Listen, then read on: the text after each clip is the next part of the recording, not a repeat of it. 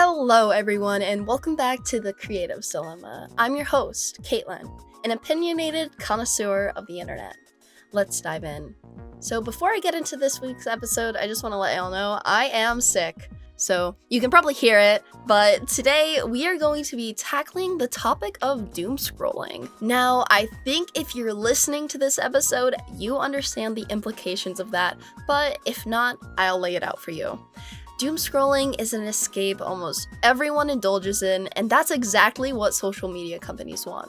Together, we will explore how doom scrolling thwarts productivity and how overwhelming amounts of information tailored to you purposely keeps you glued to your phone. We will learn about these patterns and how to break out of these cycles. In my honest opinion, with our current digital landscape and the state of the world around us, it's only natural to look for silly entertainment. Everywhere online has turned to fast-paced, short-form content to maximize the amount of information in a sensationalized manner that makes dopamine release from your brain. When speaking with my peers, my close friend told me that doom scrolling is one of her favorite things to do throughout the day. It really helps to take the edge off from pressing matters that are going on in our life, like school and other stressors in the real world, by consuming constant new information on your phone. I think that it's a great description of why doom scrolling steals so much of our time. Speaking from my own experience, it feels like I'm able to regain control of time. It's sort of hard to explain. It's a balance of feeling like I deserve to spend my time on my phone as a break to relax, and lose time aimlessly looking for content that satiates my social media rotten brain. I find myself wondering, why is it so compelling to switch off my creative mind just to keep consuming more media? It seems all of us are stressed out over something, worrying. Hell, these feelings of isolation and hopelessness are very common throughout the younger generations, and it has only gotten worse since the COVID-19 pandemic. Everything in our modern world can be done on a cell phone. So it's hard to draw the line between using it as a useful tool versus falling into damaging cycles at the detriment of your own attention span. It's human to want a dose of some happiness, but once the algorithm knows your scrolling habits, it will push more content, and then absolute slop. No, just keep scrolling for a few more minutes, maybe something good will pop up. Oh no, something horrible? Oh, shocking news every time you open your phone, it seems? Well then. If you believe you're indulging in the act of spending an excessive amount of time reading large quantities of news, particularly negative news, on the web and social media, all while mindlessly scrolling to try to find one piece of content that makes you smile? Doom scrolling in a nutshell. In my research, I came across an awesome article from virtualaddict.com talking about TikTok addiction. From there, I learned how short-form content, specifically TikTok, is built to keep us hooked. With its endless stream of short, engaging videos, the app taps into our brain's craving for quick entertainment and instant gratification. Every time we swipe up, we get a new burst of dopamine, the chemical responsible for making us feel good. This cycle of reward keeps us scrolling longer than we intended, making it harder to stop. And before we know it, hours have passed, and we barely even remember what we've watched. The problem isn't just how we lose time, it's about how it affects our focus, mood, and overall well-being.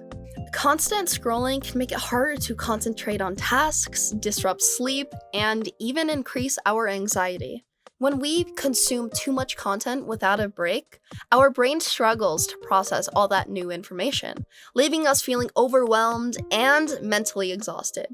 Recognizing how TikTok and other short-form media platforms are designed to pull us in is the first step to using it more mindfully. If you find yourself opening TikTok without thinking, struggling to put your phone down, or feeling guilty after spending too much time on the app, it might be time to take a step back. Other signs include neglecting responsibilities, losing sleep, or feeling anxious when you're not on the app. Now, let's form the connection between how doom scrolling thwarts your personal productivity. As a digital media and design student, I've started taking breaks at nighttime from my phone. Yeah, I literally throw my phone somewhere in my room. I don't care where it goes as long as it's nowhere near my hands that need to be doing work. The National Library of Medicine conducted a study on this topic. Want to hear the title? Doomscrolling scale. Its association with personality traits, psychological distress, social media use, and well-being. Quote, students and social media addiction. The relationship between short-form video addiction and academic procrastination. It was found that short-form video addiction is positively associated with academic procrastination, confirming our hypothesis. First, short-form videos are typical small pleasures, as they are entertainment that's considered to take up only a small amount of time.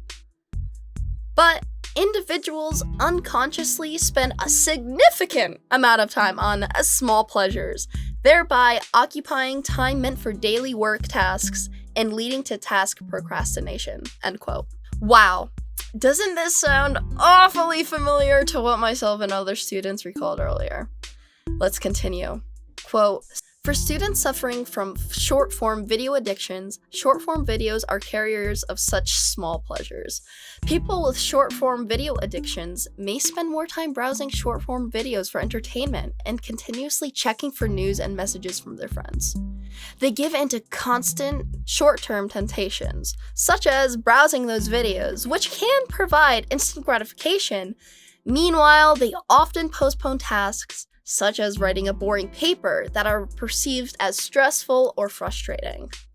Therefore, students who overuse short-form videos often indulge in short-form videos that provide short-term pleasure and delay the aversive academic tasks, leading to academic procrastination, end quote. And I fear I have been clocked. And not only have I been clocked by a scientific journal with quantitative studies on the topic, I chose to dive into my own doom-scrolling social media addiction.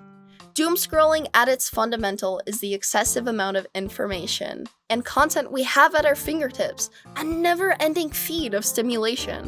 When it gets in the way of our real-life commitments, or it affects our moods in a bad way, it's important for us to think critically about bettering ourselves. Our attention spans will thank us later when we're 50 years old with an early stage of something from microplastic consumption. Probably. Anyways, with the research and information at hand, we are capable of forming boundaries with the technology we use. For one, at nighttime, keep your phone away from you. This is a strategy I have implemented recently in my routine. When you have a phone close to your nightstand or when you're in bed, you're compulsively using it even when you don't intend to, because you're always used to being on it. Sleep is extremely important. Do I sleep enough at night? No. But with cutting back from phone stimulation, it's easier for your brain to distinguish your awake time versus your relax going to bed time. Next, opt out of notifications. These types of beeps and dings which alert us to new headlines, emails, messages, notifications. You all chose to have those notifications pop up. Obviously, there are some that are important that you can't turn off, but opting out is just as simple as reviewing your phone settings. This reestablishes your boundaries and reiterates the fact, are you using your device or is your device using you? I personally have all notifications for TikTok, Instagram, and Discord turned off. Those are the apps I actively use the most. And plus, when I have free time where I'm not feeling guilty for scrolling, opening up an app to notification feels like a reward. I've Pavlov dog trained myself. Moving on to the next topic, this one might be more difficult, especially with feeling the urge to stay informed in our political climate. Scrolling past violent or depressing stories does not make you a bad person. You are a human with emotions. We are complex people with lives, and we cannot always have the space in our brains to consume negative information. With the rate at how easily it's shared, negativity becomes accustomed to our day-to-day. You know, misery loves company. When going through these boundaries, it's important to acknowledge that you are the one in control of your life. You are capable of forming better habits with your phone. I want to stop doom scrolling because I know the quality of life and my relationship with my academia will improve. We all need to be easier on ourselves and give ourselves grace with our phones because they're quite literally integrated into our society. Thank you for tuning into the Creative's Dilemma. If any of this hits a little too close to home, same. To the people listening, we may be impacted differently by social media and doom scrolling, but setting boundaries and being mindful with our use of phones that we have access to 24/7, that shows strong will. That shows that you are capable of growth and breaking bad habits. I've been your host, Caitlin. If you've enjoyed, hit that subscribe button, like, and comment what you enjoyed the most. Stick around for the next episode, and until then, maybe try closing that infinite scroll. Just for a little bit.